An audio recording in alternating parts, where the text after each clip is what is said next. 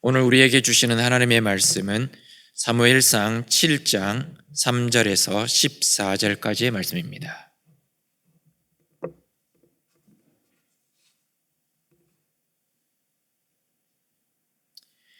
제가 가지고 있는 구약 성경 417면 사무엘상 7장 3절에서 14절까지의 말씀입니다.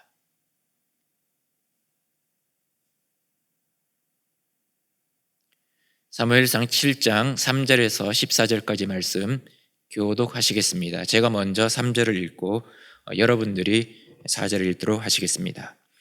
사무엘이 이스라엘 온 족속에게 말하여 이르되 만일 너희가 전심으로 여호와께 돌아오려거든 이방 신들과 아스다롯을 너희 중에서 제거하고 너희 마음을 여호와께로 향하여 그만을 섬기라. 그리하면 너희를 블레셋 사람의 손에서 건져내시리라.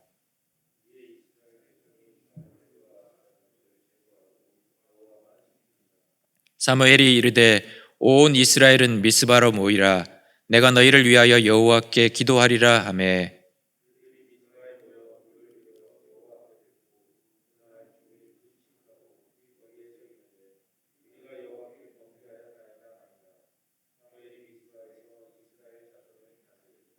이스라엘 자손이 미스바에 모였다 함을 블레셋 사람들이 듣고 그들의 방백들이 이스라엘을 치러 올라온지라. 이스라엘 자손들이 듣고 블레셋 사람들을 두려워하여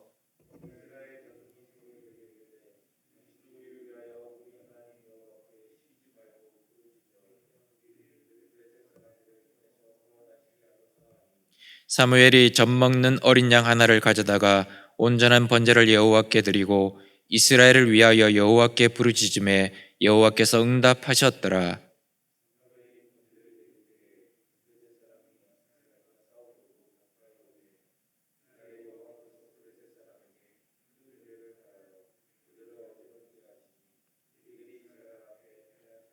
이스라엘 사람들이 미스바에서 나가서 블레셋 사람들을 추격하여 백갈 아래에 이르기까지 쳤더라.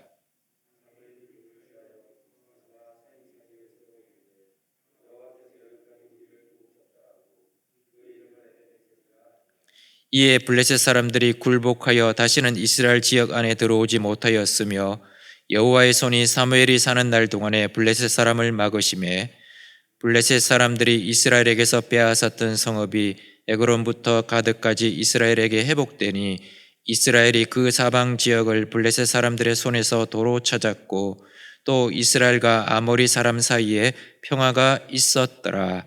아멘.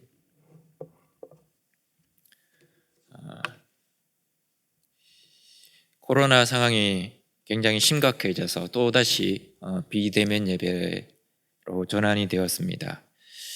가정이나 여러 다른 장소에서 이 시간 수요사경에 함께 하시는 성도님 여러분, 여러 가지 어려움이 많지만 이럴 때일수록 우리가 더 믿음으로 굳건히 서야 될 줄 믿습니다.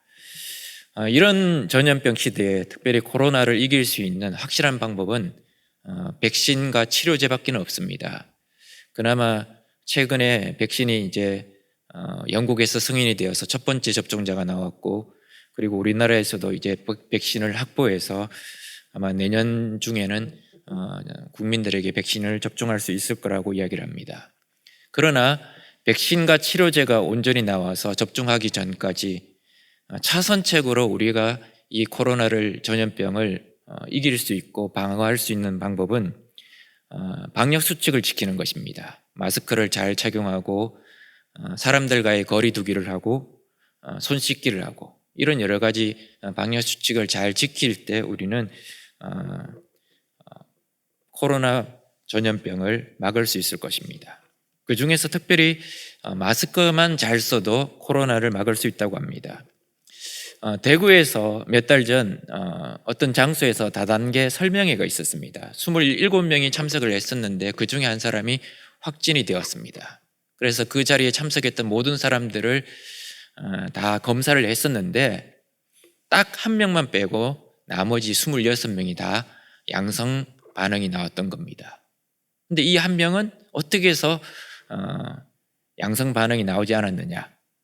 마스크를 그 다단계 설명회 하는 2시간 넘는 시간 동안 한 번도 벗거나 하지 않았다는 겁니다. 처음부터 끝까지 마스크를 착용하고 그 장소에 있었다고 합니다. 심지어 물도 마시지 않았다고 합니다. 얼마 전에는 또 수원의 어느 교회에서 확진자가 나왔습니다. 700명 정도의 교인들이 예배에 참석했었는데, 그래서 교회 안에서도 확진자가 더 많이 나오는 것이 아닐까 걱정을 했었는데, 그 700명을 다 전수조사하고 검사를 했었지만 더 이상 확진자가 나오지 않았다고 합니다. 왜 그러느냐? 방역 수칙을 잘 지키고 마스크를 철저하게 착용했기 때문이라고 이야기합니다. 그러니까 그만큼 마스크만 잘 착용해도 이 코로나 바이러스를 예방할 수 있다는 것입니다. 이 코로나 바이러스는 어떻게 보면 누구나 걸릴 수가 있습니다. 눈에 보이지 않는 바이러스이기 때문에 이것이 누구에게는 예외가 되고 누구는 걸리고 할 수 없다는 겁니다. 영국의 총리도 걸렸었고 미국의 대통령도 걸렸습니다. 심지어 가장 건강하다고 하는 우리나라 축구 국가대표 선수들도 걸렸었습니다. 가수들도 걸리고 직업, 신분, 학력에 관계없이 누구나 걸릴 수 있다는 것입니다. 그렇지만 이런 와중에도 우리를 지켜줄 수 있는 것, 전염병으로부터 우리를 지켜줄 수 있는 것은 물론 백신이지만 그 이전에 마스크가 우리를 지켜줄 수 있다는 것입니다. 어떻게 보면 마스크가 우리의 방어막이 된다는 것입니다.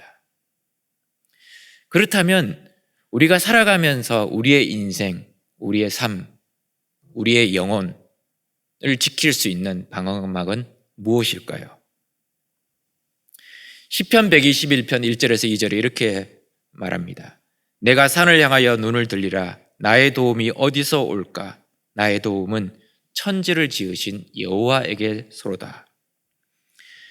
그 밑에 있는 시편 121편 5절에서 6절에 이렇게 고백합니다. 여호와는 너를 지키시는 이시라. 여호와께서 내 오른쪽에서 내 그늘이 되시나니 낮의 해가 너를 상하게 하지 아니하며 밤의 달도 너를 해치지 아니하리로다. 하나님은 이스라엘 백성들의 방어막이 되어 주셨습니다.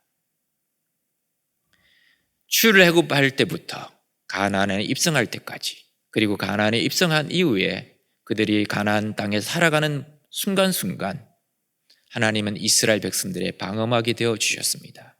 그들을 지켜주셨습니다. 그렇지만 이스라엘 백성들은 계속해서 하나님을 배반하고 반역했습니다. 심지어 블레셋과의 전투에서 하나님의 임재의 상징인 언약궤마저도 빼앗겨버리고 말았습니다. 그렇게 빼앗긴 언약궤는 블레셋 땅의 아스돗이라는 곳에 다곤 신전에 모셔졌습니다. 그렇지만 그 다곤 신전 안에 있었던 다곤 신상들이 다 쓰러지고 깨어지고 하는 일들이 벌어지게 되었습니다. 그리고 그 아스돗에 있는 사람들, 즉 블레셋 사람들이 독한 종기에 걸려서 고생을 하게 되었습니다. 그러자 블레셋 사람들이 이건 안 되겠다, 이제 빨리 이 언약궤를 우리 땅에서 내보내자라고 결정을 내립니다. 그래서 언약궤가 이제 다시 이스라엘 백성 있는 이스라엘 땅으로 돌아오게 되었습니다. 그렇지만 완전히 돌아오지는 못하고 이스라엘과 블레셋 접경지대에 있는 기랏 여아림이라는 동네에 아비나답의 집에 보관이 되었습니다. 그리고는 20년의 세월이 흘러버렸습니다. 그동안 이스라엘 백성들은 하나님을 사모하게 되었습니다. 하나님을 어떻게 하면 하나님과의 관계를 회복할 수 있을까? 어떻게 하면 하나님과 그 소원해졌던 관계를 회복할 수 있을까? 고민하게 되었고 마음을 조아리게 되었던 겁니다. 그리고 이제 20년의 세월이 흐르고 이제 사무엘이 등장합니다. 그리고 사무엘이 오늘 본문 말씀을 통해서 이스라엘 백성들에게 하나님과의 관계를 회복할 수 있는 방법을 제안을 합니다. 두 가지를 제안합니다. 첫 번째는 우상을 제거하라고 이야기합니다. 먼저 이방 신들, 특별히 바알과 아스다롯을 제거하라고 이야기합니다. 바알이를 치는 소유하다라는 뜻의 동사인 바알에서 온 명사입니다. 이 바알이라는 것은 주인이라는 뜻을 가지고 있습니다. 이 가나안 땅에 살고 있는 사람들 중에서 이 바알은 비를 내리게 하는 농경신이었습니다. 풍요를 상징하는 남자신이었습니다. 이 바알은 바알 부올, 바알 브릿, 바알 세붑 등 여러 가지 이름으로 불리기도 했었습니다. 그리고 아스다롯은 이 가나안의 최고의 여신입니다. 바알과 더불어서 가나안의 대표적인 우상이었는데 이 아스다롯은 다산과 전쟁의 여신이었습니다. 나중에 헬라 시대에는 미의 여신이었던 아프로디테라는 이름으로 불려지기도 했었습니다. 이 바알과 아스다롯은 쉽게 말하면 이스라엘 백성이 살고 있는 그 가나안 땅의 다른 부족들이 대표적으로 섬기는 우상이었던 겁니다. 그 우상을 제거하는 것은 하나님과의 관계 회복을 위한 출발점이었습니다. 우상을 제거하지 않고는 하나님을 섬길 수가 없습니다. 우상을 제거하지 않고는 하나님과의 관계가 온전해질 수 없는 것입니다. 우리에게는 어떤 우상이 있을까요? 골로새서 3장 5절은 이렇게 우리에게 말합니다. 탐심은 곧 우상 숭배니라. 우상이라는 것은 우리가 하나님의 백성이면서도 하나님보다 더 사랑하는 것이 있다면 그것이 바로 우상이라는 겁니다. 우리의 마음을 하나님의 말씀, 하나님이 주신 사명에서부터 빼앗아가는 것들이 있다면 그것이 우상이라는 것입니다.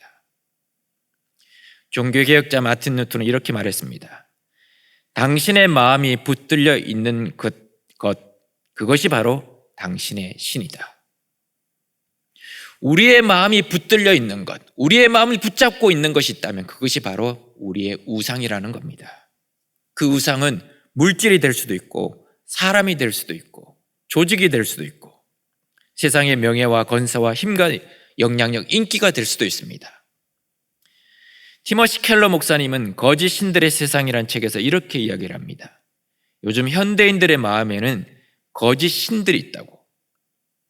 돈, 성, 권력, 명예, 인기, 성공, 행복, 가족, 안정, 영향력, 만족, 자아, 실현, 이념, 철학, 종교와 같은 거짓 신이 사람의 마음과 사회 속에서 신적인 위험을 차지하고 있습니다. 우리는 이런 거짓 신을 행복의 열쇠라고 굳게 믿고 우상처럼 떠받들며 살고 있습니다. 그러나 이 허망한 거짓 신들은 우리의 영혼을 속이고 허망하게 만들 뿐입니다. 이런 우상들을 제거해야만 하나님 앞에 온전히 나아갈 수 있는 것입니다. 하나님과의 관계가 회복되는 것입니다. 두 번째로 사무엘은 이스라엘 백성들에게 이렇게 이야기했습니다. 너희 마음을 여호와께로 향하여 그만을 섬기라. 우상을 제거하는 것만으로는 충분치 않다는 겁니다. 형식적인 제사 행위를 회복한다고 해서 되는 문제가 아니라는 겁니다. 형식만 갖추었다고 되는 것이 아니라는 겁니다. 가장 중요한 건 뭐냐? 마음이 하나님께로 돌아와야 된다는 것입니다. 그리고 오직 하나님만을 섬겨야 된다는 것입니다. 여기서 3절에 보면 그만을 섬기라고 이야기합니다. 이 단어는 히브리어로 레바또라는 단어를 씁니다.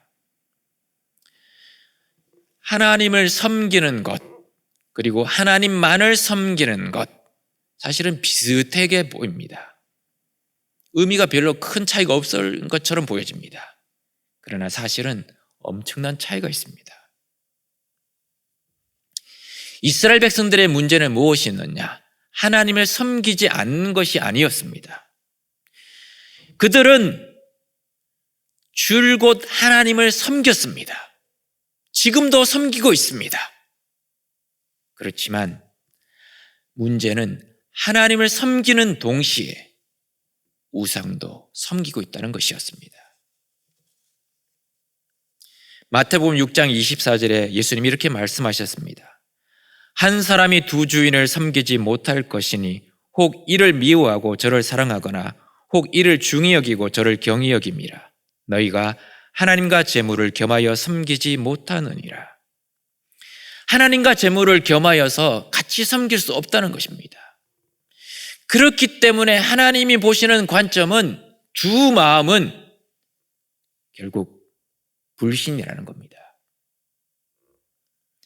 유일한 구원의 길은 오직 하나님만을 섬기는 것이 구원의 길이라고 성경을 통해서, 사무엘을 통해서, 수많은 선지자들을 통해서 이스라엘 백성들에게 말씀하고 있는 것입니다.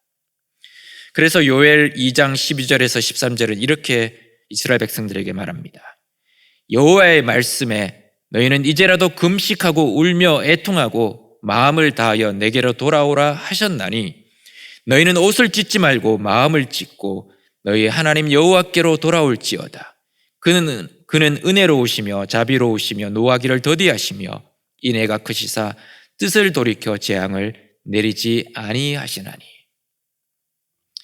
옷을 찢지 말고 마음을 찢고 마음으로 하나님 앞으로 돌아오라고 요엘을 통해서도 계속해서 촉구하고 계시는 겁니다.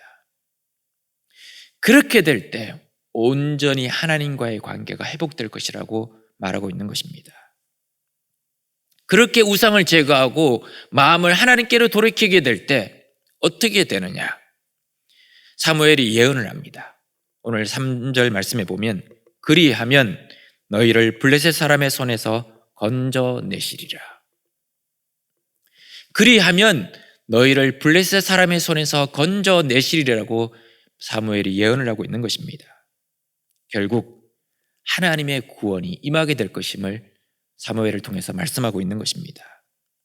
그 이야기를 듣고 이스라엘 백성들이 실제로 4절에 보면 사무엘의 권고를 듣고 바알과 아스다르 우상을 제거하고 하나님만을 섬깁니다. 그리고 난 이후에 이제 사무엘이 온 이스라엘 백성들을 미스바로 모이게 합니다. 그리고 그 미스바에서는 엄청난 회개의 성의 집회가 열리게 되었던 겁니다. 이 미스바는 예루살렘 북쪽 13km 지점에 있는 텔 엔 나베스라는 곳입니다.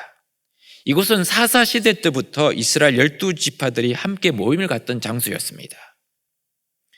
그곳에 모여서 이스라엘 백성들이 이제 대대적으로 회개 운동을 펼칩니다. 첫 번째로 물을 길어서 여호와 앞에 쏟는 의식을 행했습니다. 물을 쏟는다는 것은 우리의 마음을 쏟는다는 것을 상징적으로 보여주는 행동이었습니다. 하나님 앞에서 우리의 마음, 우리가 잘못된 그 마음을 쏟아놓고 있습니다. 회개합니다라는 것을 보여주는 상징이었던 것입니다. 이런 모습은 사실은 사사시대에 찾아보기 어려운 모습이었습니다.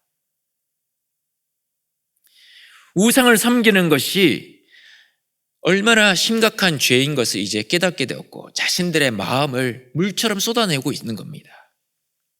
두 번째로 종일 금식했습니다. 금식이란 것은 죄에 대한 큰 슬픔을 가지고 육체적인 영향을 공급하는 것을 중단하는 것을 말하는 것입니다. 이건 하나님께 구체적으로 내가 정말 내 삶의 이 죄악들을 하나님 앞에 토로하면서 금식하면서 하나님 앞에 자신의 잘못을 인정하고 고백하는 회개의 구체적인 행동인 겁니다. 그러면서 하나님의 자비와 긍휼을 구하는 행동이었습니다. 그리고 세 번째, 이제 구체적으로 입으로 고백합니다. 6절 말씀해 보시면 우리가 여호와께 범죄하였나이다. 여기서 범죄하였다라는 이 고백은 히브리어로 하타누라는 단어를 씁니다. 이 단어의 뜻은 길을 잃다라는 뜻입니다. 우리가 길을 잃어버렸습니다. 우리가 잘못된 길로 갔습니다. 우리가 가지 말아야 될 길을 갔었습니다. 이제 구체적으로 고백하는 것이었습니다. 이런 죄의 고백, 회개의 고백은 하나님의 구원을 위한 서곡과 같았습니다. 이스라엘 백성들은 그런 죄의 고백, 참회를 통해서 왜 그들이 이 블레셋의 압제를 받게 되었고 전쟁에서 패하게 되었고 하나님의 임재의 상징인 언약궤가 빼앗겨 버렸는지, 하나님의 영광이 이스라엘에서부터 떠났는지, 그래서 엄청난 시련을 겪게 되었는지 그 근본 원인을 깨닫게 되었던 것입니다. 그 원인은 단순했습니다. 이스라엘 백성들이 하나님을 버리고 우상을 섬겼기 때문이었습니다. 그런데 이때 블레셋 사람들이 이스라엘 백성들이 미스바에 모였다는 이야기를 듣고 공격하러 쳐들어옵니다. 미스바의 성회를 이제 좋은 공격의 기회라고 생각해서 블레셋 군대가 선제 공격을 감행하려고 올라오고 있었습니다. 그럴 때가 있습니다. 적당히 세상과 타협하며 살 때는 아무런 문제가 되지 않았습니다. 위기도 없었고 시련도 없었고 고민도 없었습니다. 그런데 이제 그것을 끊고 하나님 앞에서 믿음으로 살려고 결단했는 그 순간 우리의 삶에 위기가 닥쳐오기도 합니다. 시련이 닥쳐오기도 합니다. 하나님 위주로 하나님만을 섬기려고 결단했는데 오히려 그때 더 큰 시련이 다가올 때도 있습니다. 삶의 어려움이 닥칠 때가 있습니다. 그런 위기 때 사실은 어떻게 보면 우리의 신앙의 수준을 여지없이 보여주게 됩니다. 이때 이스라엘 백성들은 사무엘에게 중보 기도를 요청합니다. 우리를 위해서 기도해 주십시오. 여호와로 하여금 우리를 구원하시게 우리를 위해서 기도해 주십시오라고 요청을 합니다. 이스라엘 백성들의 신앙의 수준이 달라졌습니다. 그 전에 보면 이스라엘 백성들이 위기가 닥쳐오면 어떤 일을 벌였느냐? 모세를 원망하고 지도자를 원망하고 누군가를 원망했습니다. 심지어 하나님까지도 원망했습니다. 그렇지만 이제 위기가 닥쳐지자 이스라엘 백성들의 모습이 조금 바뀌어졌습니다. 사무엘을 붙잡고 이렇게 요청합니다. 우리를 위해서 기도해 주십시오. 하나님께서 우리를 위해서 구원하시도록 우리를 위해서 기도해 주십시오. 그렇게 요청하게 되었던 것입니다. 사무엘이 이제 젖먹는 어린 양 하나로 번제를 바치고 하나님께 부르짖습니다. 그러자 하나님께서 응답하십니다. 이스라엘 백성들은 전혀 무기가 없었습니다. 그냥 무방비 상태였습니다. 그때 하나님이 쳐들어 올라오는 블레셋 사람들을 향해서 큰 우레소리를 발하십니다. 그리고 그들을 어지럽히십니다. 그래서 블레셋 군대가 패배를 당하게 되었습니다. 그리고 블레셋에 남아있는 잔당들을 이스라엘 백성들이 추격하여 완전히 패배시킵니다. 무장을 갖추고 있지 않았던 이스라엘 백성들이 철기 무기를 들고 왔던 이 블레셋 군대를 추격해서 뱃갈 아래까지 쫓아가서 완전히 진멸을 해버립니다. 그리고 큰 승리를 거두게 되었습니다. 이제 전투가 끝나고 사무엘은 큰 돌을 구해와서 미스바와 센 사이에 그 돌을 놓고 이렇게 고백합니다. 여호와께서 여기까지 우리를 도우셨다 라고 고백하며 그 이름을 에벤 에셀이라고 부릅니다. 에벤 에셀이라는 것은 에벤이란 단어, 우박, 보석, 성벽 등을 가리키는 에벤이란 단어, 돌이란 뜻을 가지고 있는 이 에벤이란 단어와 에셀, 히브리식 발음으로는 에셀은 에제르라는 단어를 씁니다. 이건 돕다라는 뜻을 가지고 있습니다. 그러니까 에벤 에셀, 에벤 에제르라는 단어는 도움의 돌이라는 뜻을 가지고 있습니다.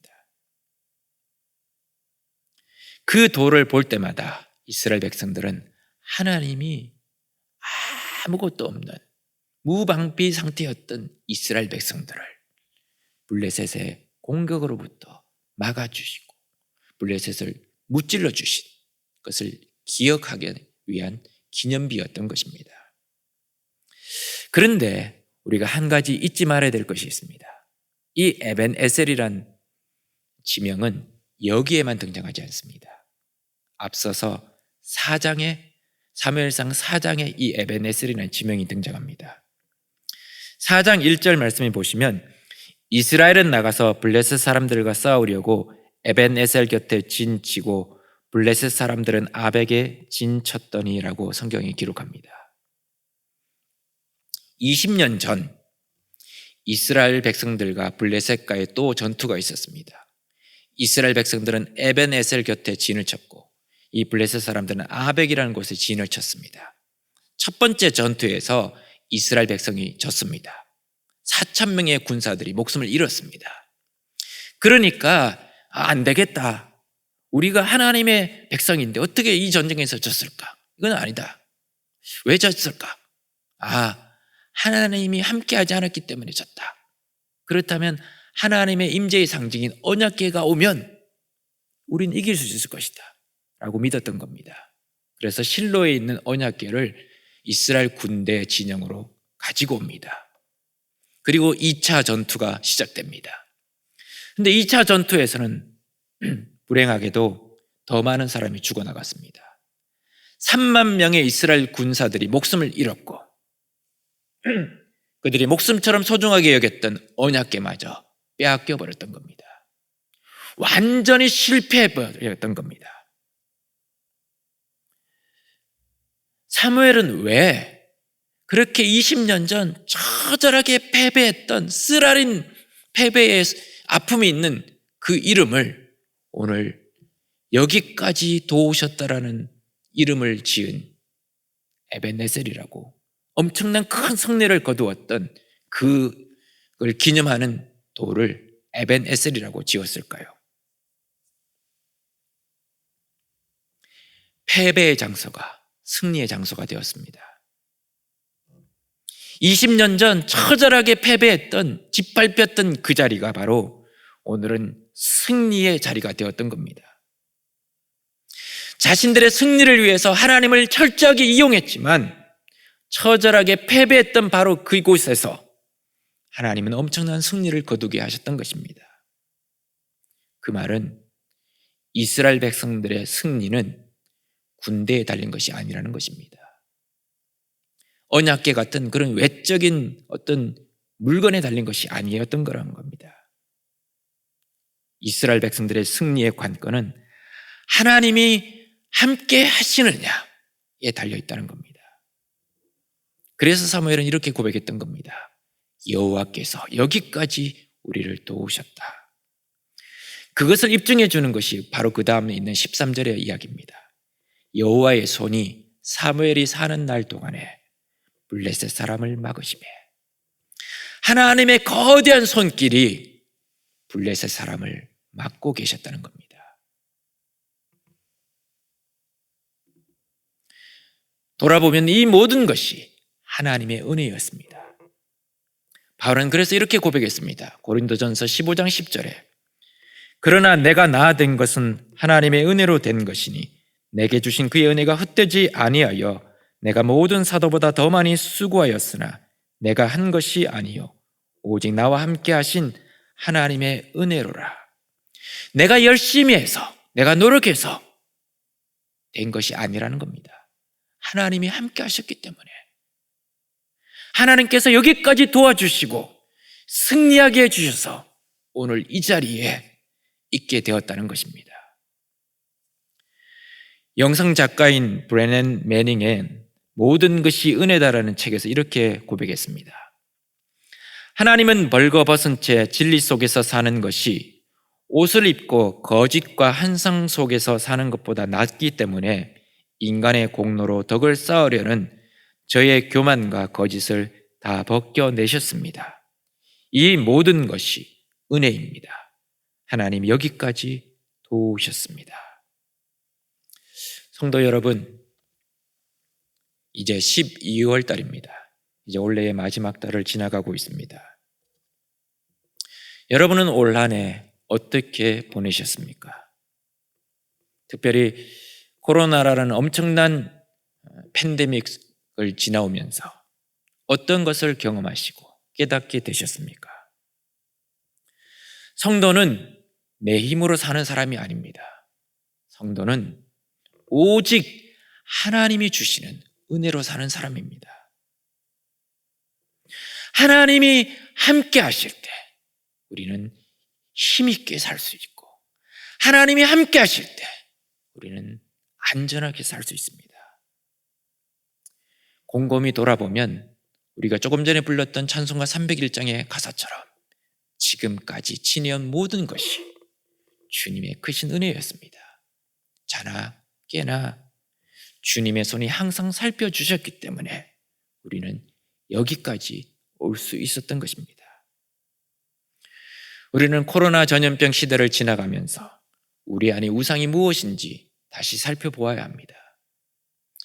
우리가 얼마나 영적으로 불순물이 많이 있는지를 깨달아야 합니다.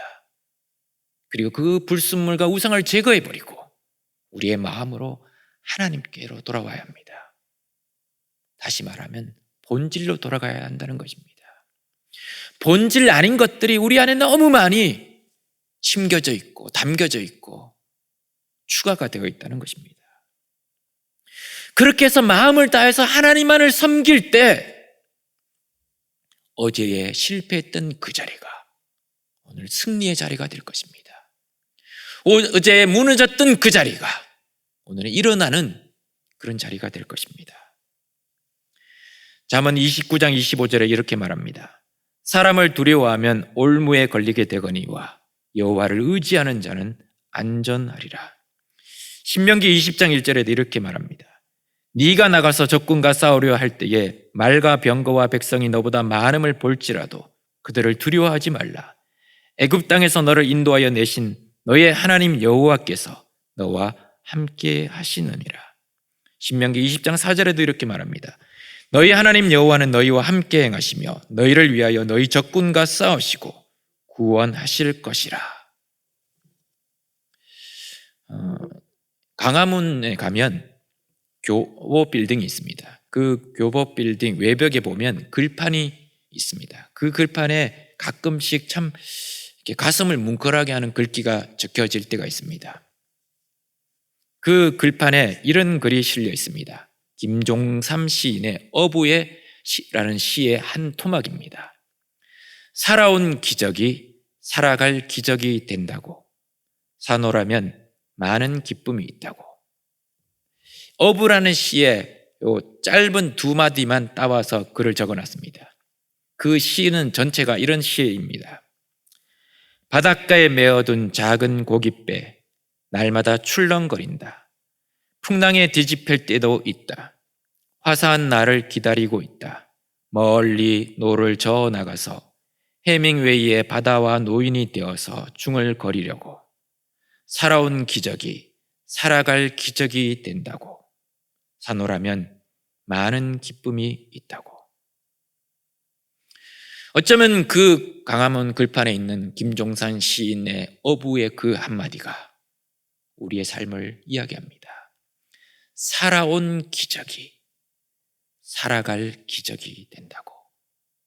그러나 그 시인은 그 이유를 이야기하지 못했습니다.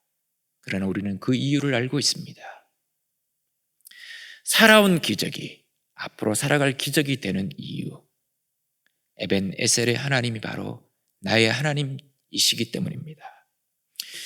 지금 여기까지 도우셨던 그 하나님이 앞으로도 도우실 것이기 때문입니다.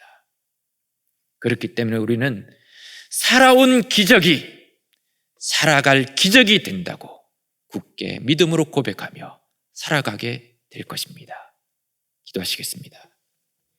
하늘에 계신 우리 아버지여, 이름이 거룩히 여김을 받으시오며 나라의 임하옵시며 뜻이 하늘에서 이루어진 것 같이 땅에서도 이루어지이다. 오늘날 우리에게 일용할 양식을 주옵시고 우리가 우리에게 죄 지은 자를 사하여 준 것 같이 우리 죄를 사하여 주옵시고 우리를 시험에 들게 하지 마옵시고 다만 악에서 구하옵소서. 대개 나라와 권세와 영광이 아버지께 영원히 있사옵나이다. 아멘.